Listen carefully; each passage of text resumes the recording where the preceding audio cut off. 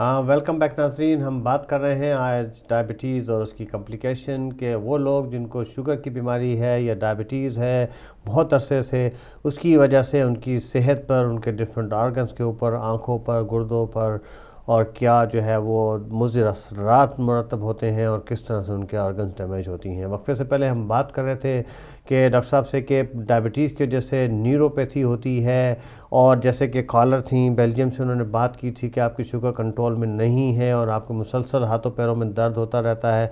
तो डॉक्टर साहब बता रहे थे, ज़रा गौर से सुनिएगा कि क्या वजह है इसकी।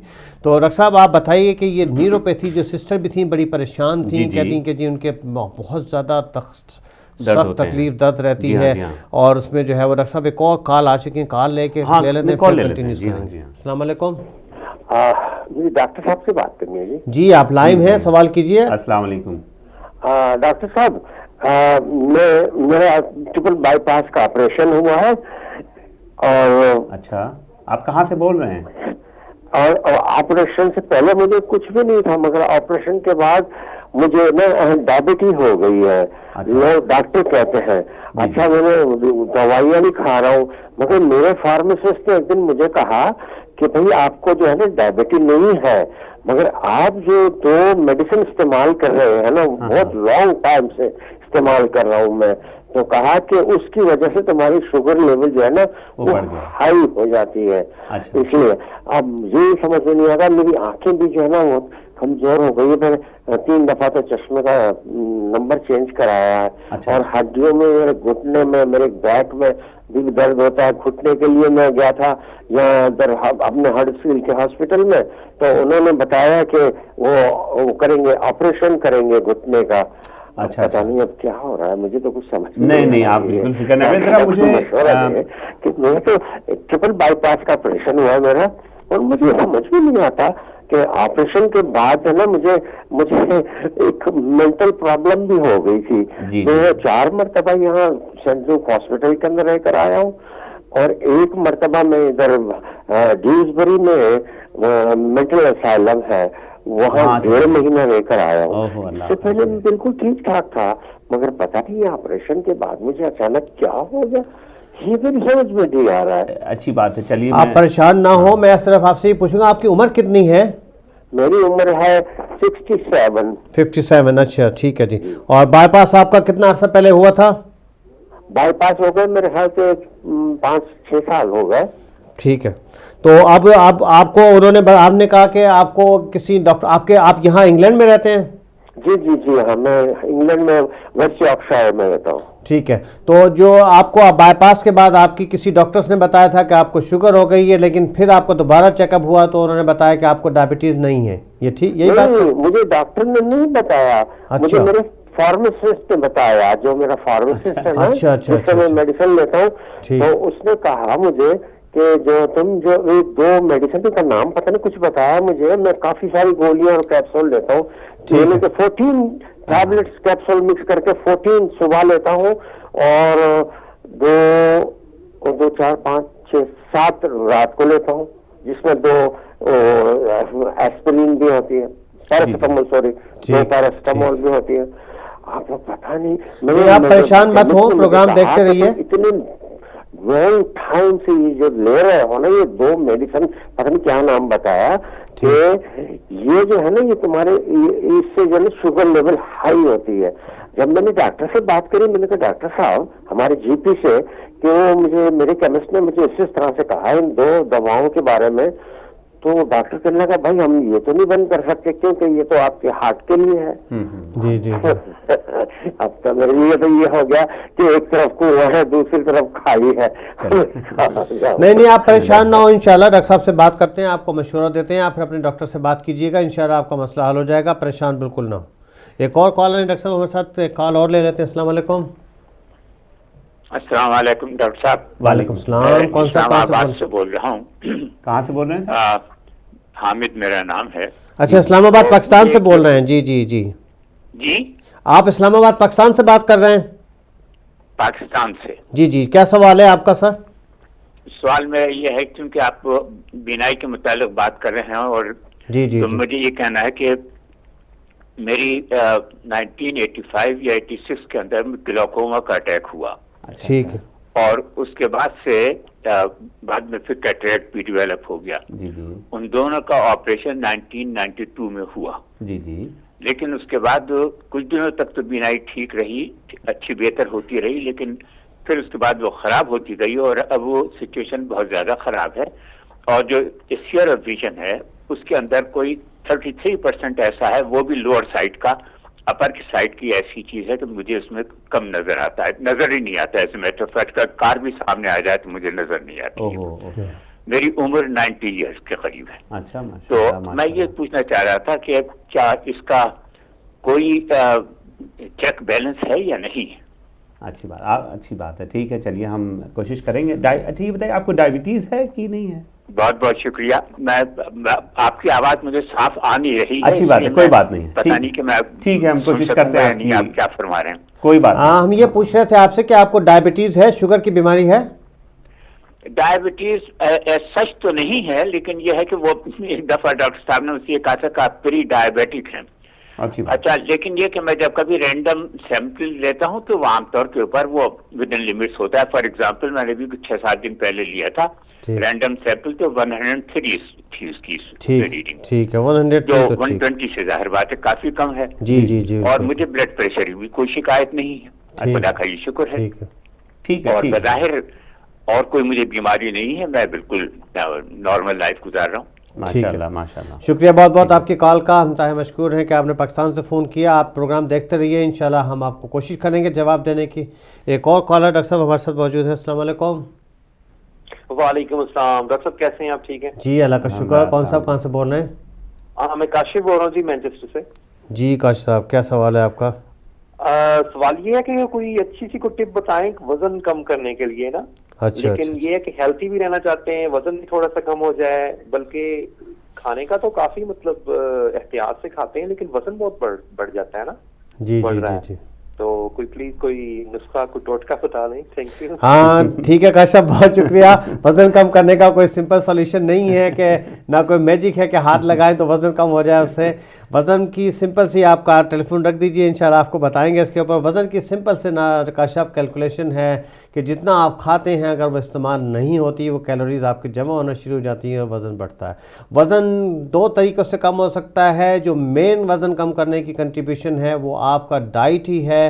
70 to 80% आपका डाइट पे मुनहसर करता है और 20 से 30% आपके एक्सरसाइज के ऊपर डिपेंड करता है। अगर बिल्कुल आप एक्सरसाइज नहीं करते और तीनों टाइम आप मुसलसल खाना खाते हैं तो जाहिर है कि टोटल कैलोरीज आपको 2000 की ज़रूरत होती है। अगर आप जो है वो नॉर्मल इतने ज़्यादा एक्टिव नहीं हैं, और अगर हम 3 सुबह नाश्ता भी करें, दोपहर की खानी 2 नान भी खाएं और रात को 2 नान खाएं, तो ये आपके 6 to 7000 कैलोरीज आपने ले ली। ज़रूरत आपको 2000 की थी और 4000 आपके जिस्म में जमा होगी, तो वज़न तो ज़रूर बढ़ेगा। उसका यही है कि कोई आसान सिंपल कैलकुलेशन नहीं कि रेगुलर एक्सरसाइज करें, जिम करें। रात का खाने से अक्सर वज़न ज़्यादा बढ़ता है। रात को फ्रूट सलाद खाएँ, दोपहर को खाना खा के एक्टिव रखें अपने आप को, और हाई कैलोरीज शुगर, ख़ास तौर से जिसमें शुगर है, चिकनाई है, फ्राइड शुगर से परहेज़ करें। एक और कॉलर डॉक्टर साहब हमारे साथ मौजूद हैं। हेलो, अस्सलाम वालेकुम। हेलो, आपको आवाज़ आ रही है हमारी? शायद कॉल ड्रॉप हो गई। डॉक्टर साहब वापस आएंगे।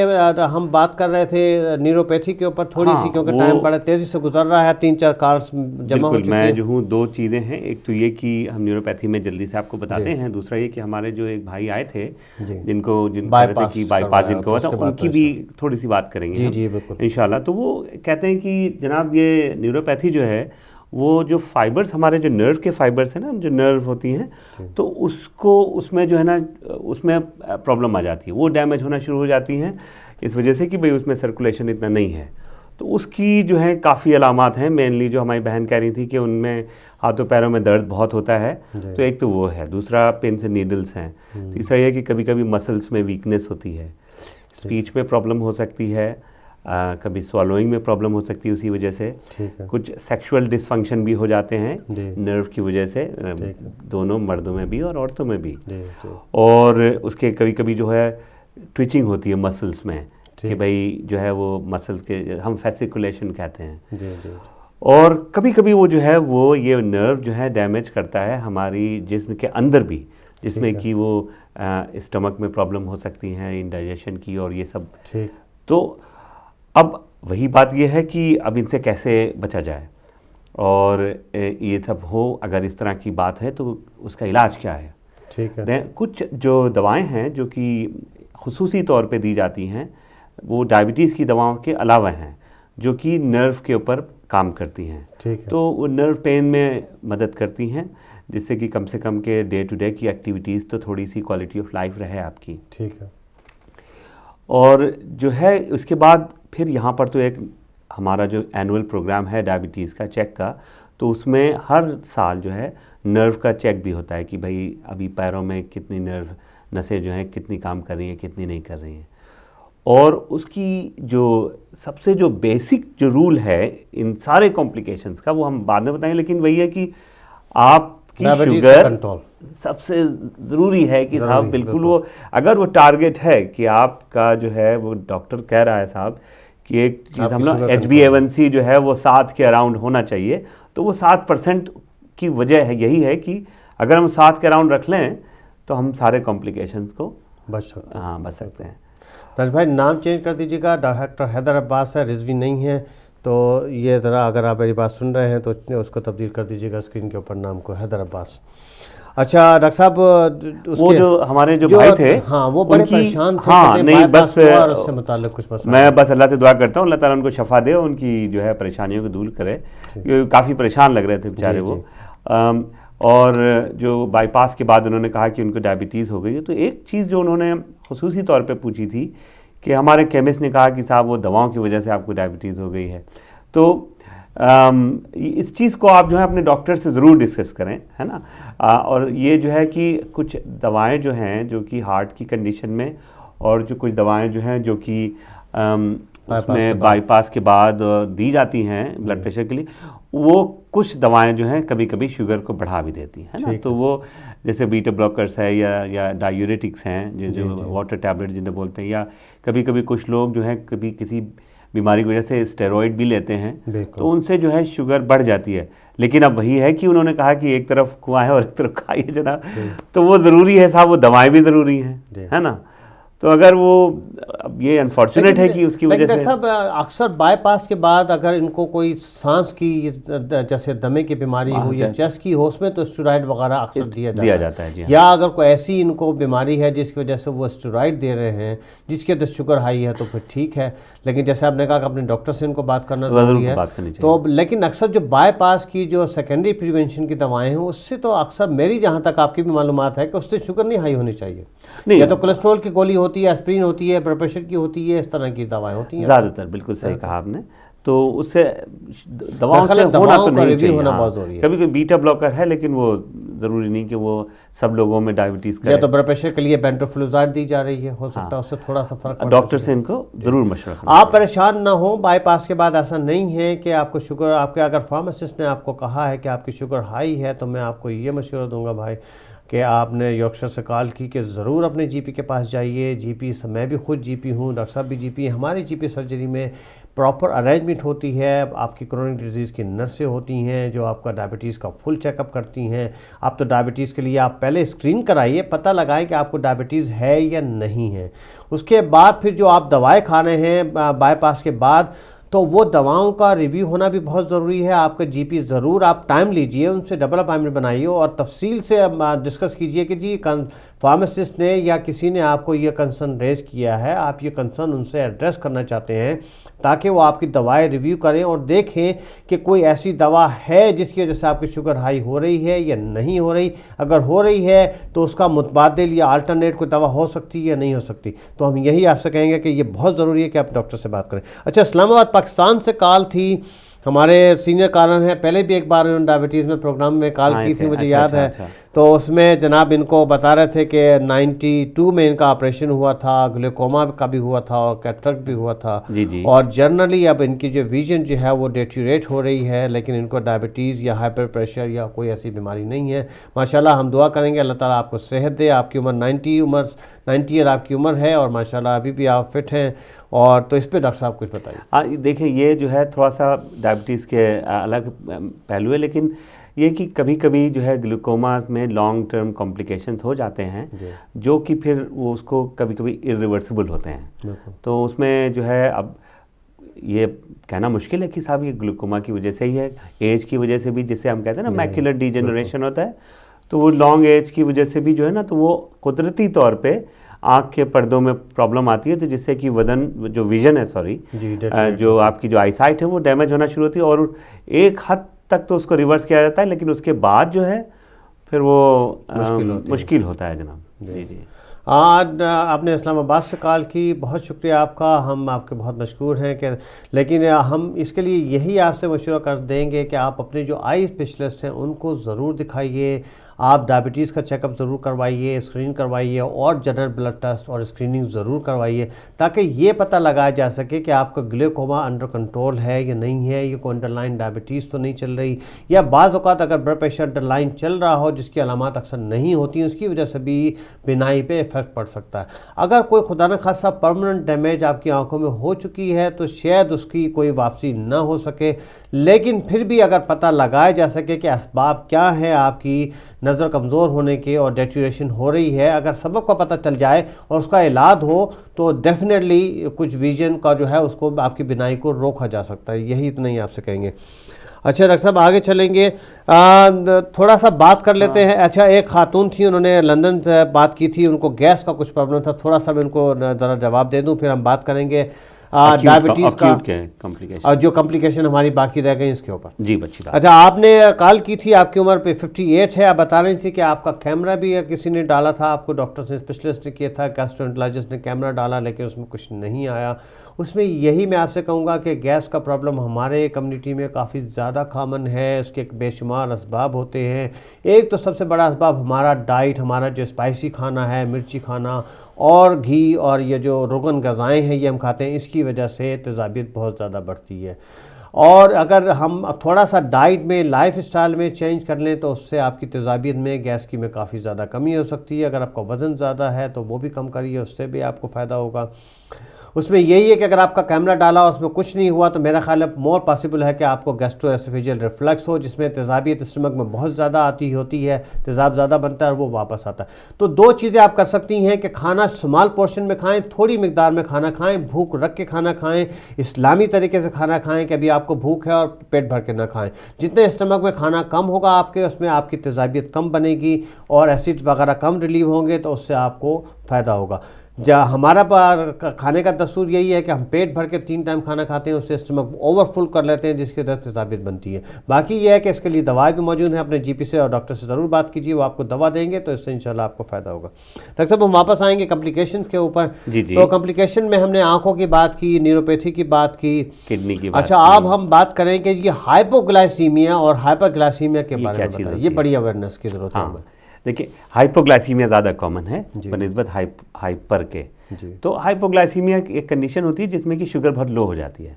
हाँ, तो उसमें लोग जो हैं आमतौर पे लोग कहते हैं कि भाई शुगर बहुत लो, जानलेवा भी साबित हो सकता है। कभी कभी तो साहब ये जो है ना, अगर ट्रीट नहीं हुई ठीक से तो इसमें कोमा में चला जाता है इंसान, और फिर हाँ ख़तरनाक हो सकती है ये। तो हाइपोग्लाइसीमिया ही शुगर लेवल बहुत कम हो जाता है। तो जितने भी डायबिटीज़ के पेशेंट हैं उनको ज़रूरत ये है कि इस चीज़ की एजुकेशन हो कि साहब की शुगर लो भी हो सकती है, और अगर लो होती है तो उसकी क्या सिम्टम्स हैं। तो सिम्टम्स जो हैं, कभी कभी ये मेन जो सिम्टम्स हैं उसमें यह है कि उनको चक्कर आने लगता है, उनको जो है दिमाग में जैसे लगता है कि वो घूम रहा है कुछ, और फिर यह है कि कन्फ्यूजन होने लगता है कि वो समझ में नहीं आ रहा है कि क्या है, क्या कह रहे हैं। फिर उनको शेक्स आने लगते हैं, स्वेटिंग होने लगती है, और जो अगर ये कंडीशन नहीं ट्रीट हुई तो फिर उनकी जो है कॉन्शियस लेवल भी कम हो जाता है, जो उनका जो है तो कभी बेहोश हो जाते हैं वो लोग। तो उनको और उनके साथ के जो उनके जो फैमिली मेम्बर्स हैं उनको ज़रूरी है कि एक जो शुगर की जो मशीन होती है जिसको ग्लूकोमीटर कहते हैं, तो अगर ये कुछ हो तो वो उसको चेक करें। अगर इस तरह की कैफियत है और शुगर नहीं है या उसमें देर लग रही है तो कुछ खा ज़रूर लें।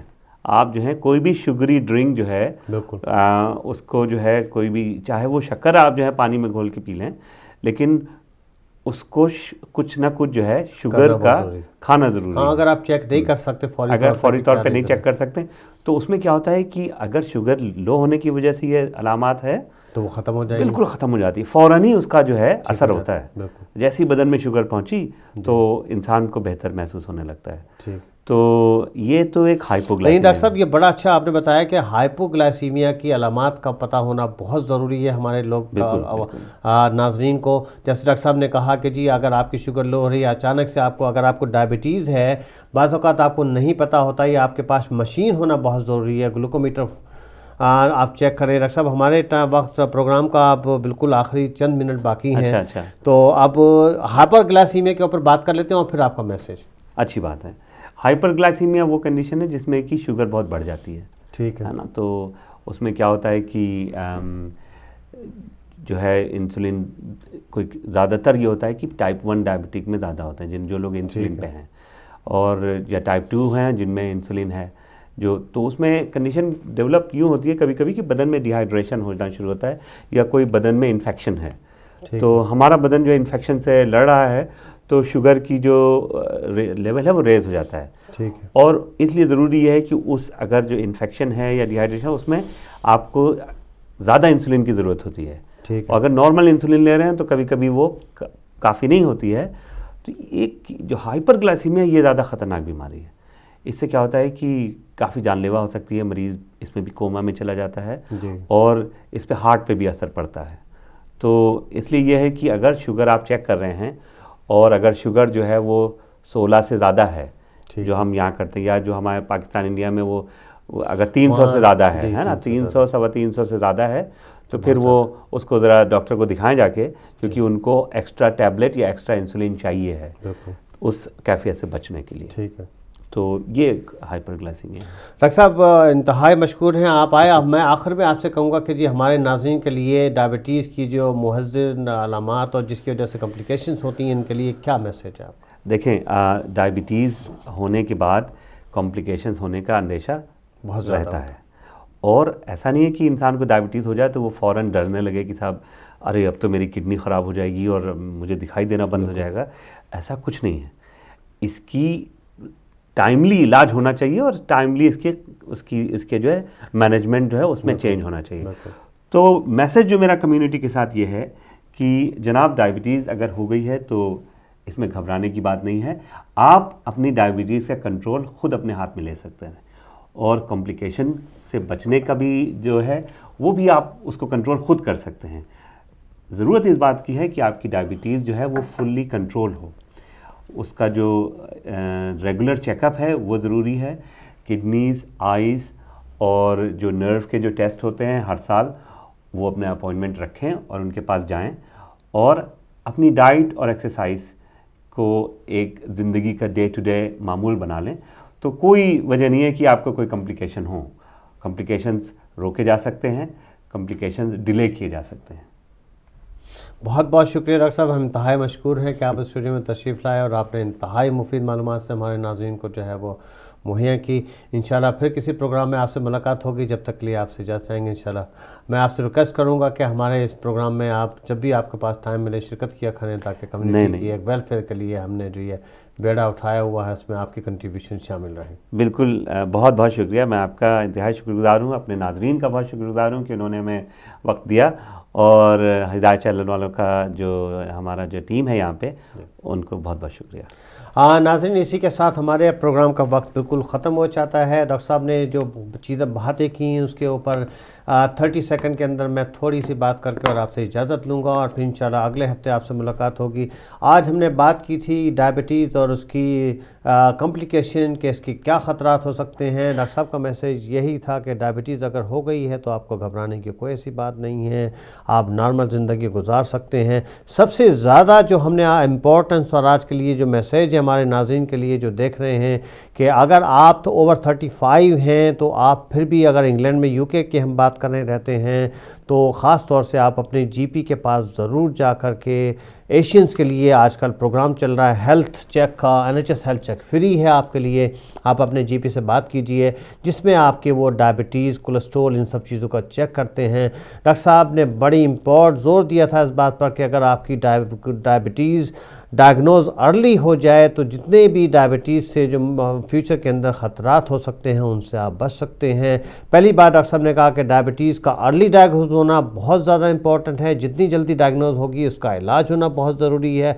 और मैं अपने यहाँ नाज़रीन से ये ज़रूर कहूँगा कि अगर आपकी डायबिटीज़ हो गई है आपको तो परेशान मत हो, लेकिन इसका इलाज ज़रूर कीजिए और इलाज के साथ परहेज़ भी कीजिए। डायबिटीज़ की जो डाइट है वो आपको आपकी डाइटिशियन या आपके प्रैक्टिशनर जीपी में आपको ज़रूर बताएंगी। डायबिटीज़ यूके वेबसाइट है जिसमें बेशुमार मालूमात आपकी डायबिटीज़ यूके के ऊपर आपके उर्दू में, हिंदी में, हर ज़बान के अंदर लीफलेट मौजूद हैं जहां आप पढ़ सकते हैं। आप अपने किसी जानने वाले से प्रिंट करवा सकते हैं, उसको मालूमात कर सकते हैं, ताकि आपकी डायबिटीज़ की अवेयरनेस होना बहुत ज़रूरी है कि डायबिटीज़ क्या बीमारी है, किस तरह से आर्गन्स को इफ़ेक्ट करती है, और इसका कंट्रोल जब आप अपने हाथ में ले लेंगे तो फिर आप इसके तमाम ख़तरात से भी बच सकते हैं। तो बेशुमार इंशाल्लाह फिर किसी प्रोग्राम में आपसे मुलाकात होगी। नाज़रीन, जब तक के लिए इजाज़त दीजिएगा, अपनी दुआ में मुझे ज़रूर याद रखिएगा। बहुत बहुत शुक्रिया। खुदा हाफ़िज़।